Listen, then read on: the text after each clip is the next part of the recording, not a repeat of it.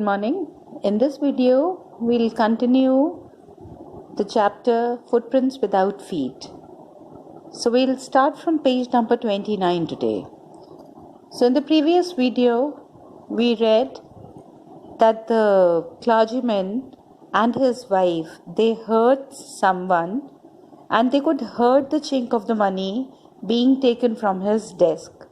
So what he did was, he took a metal rod in his hand and he flung the door open, and when he opened the door, he just said surrender.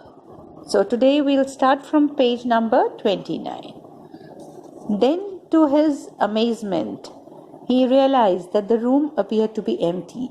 He and his wife looked under the desk and behind the curtains and even up the chimney.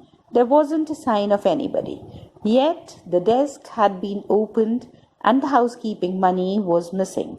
So now in this, what is given here is, now when the clergyman, he opened the door, he had the metal rod, he flung the door open. So then what happened is, both of them, they were there. So both of them, they could not see anyone there. So they looked, they could hear the sound. So that's why they just thought that somebody must be there inside. So what they did was, they looked under the desk, they looked behind the curtains, they even looked up the chimney. But there was no person who could be seen.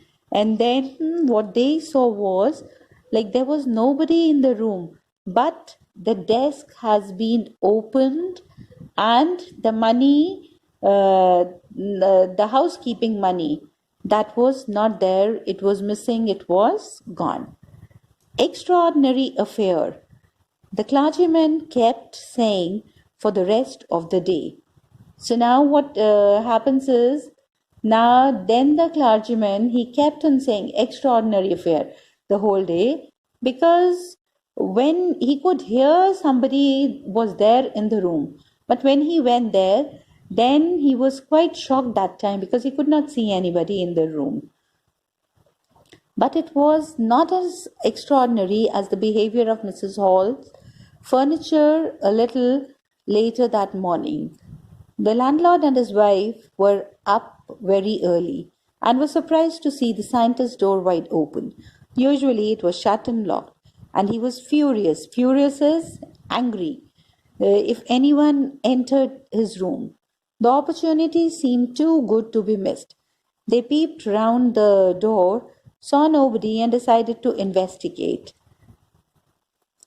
The bedclothes were cold, showing that the scientist must have been up for some time, and the strangers still.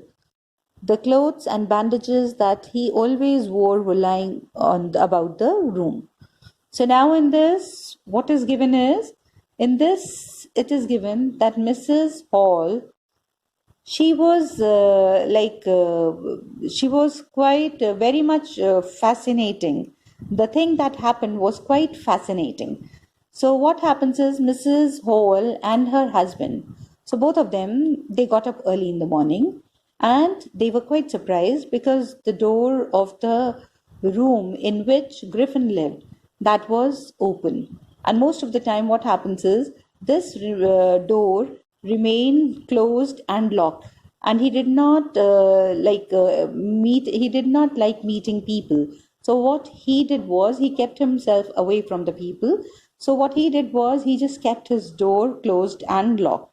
So, and if anyone used to try to enter his room, so that was the time he used to get very furious, he used to become quite angry. So now, as the door was open, so it was Mrs. Hall, she did not want to miss, and she just wanted to peep in the room. So both of them, they decided that they are going to investigate. And when they saw that nobody was there inside the room, so they thought that they're going to go and investigate the room. So when these people, they went inside, so what they saw was that the bed sheets were cold. So this showed that the person who was there in the room, that means Griffin, he had been awake for a long time back. For he had been up for a while, and also the bandages that he used to wear. And he used to tell that he had an accident that has affected his face, so that's why he used to wear the bandages and all. So those bandages, they were lying, and they were lying all around in the room. All of a sudden, Mrs. Hall heard a sniff. Sniff is like to draw up air audibly through the nose to detect a smell, or to express contempt. So what she did was, like, she heard a sniff close to her ear. A moment later, the hat on the bedpost leapt up and dashed itself into her face. Then the bedroom chair became alive. Springing into the air, it charged straight at her legs foremost. So now what happens is, like Mrs. Hall, when she went inside, so she was just investigating the room.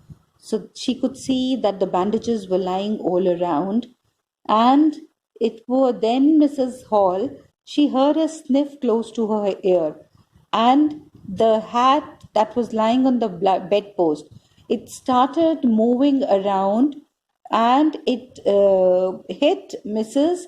Hall also on her face. And then, like, there was nobody to be seen, and it was only the things that were moving. So she was quite scared also.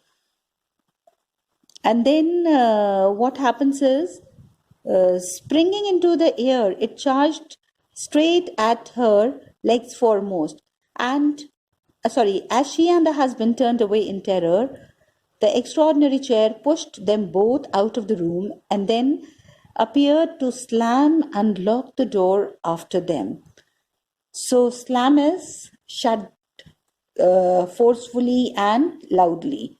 So now after this, what happens is, the chair that was there in the room, so what happens is, it dashed itself, and it did hit Mrs. Hall in her legs.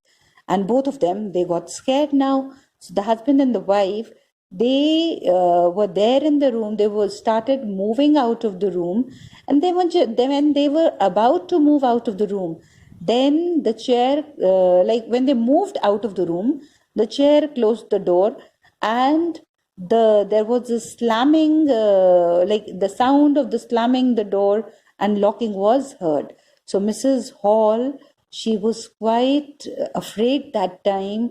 She was terrorized that time, and it was like she just went out of the room, and she was very much scared.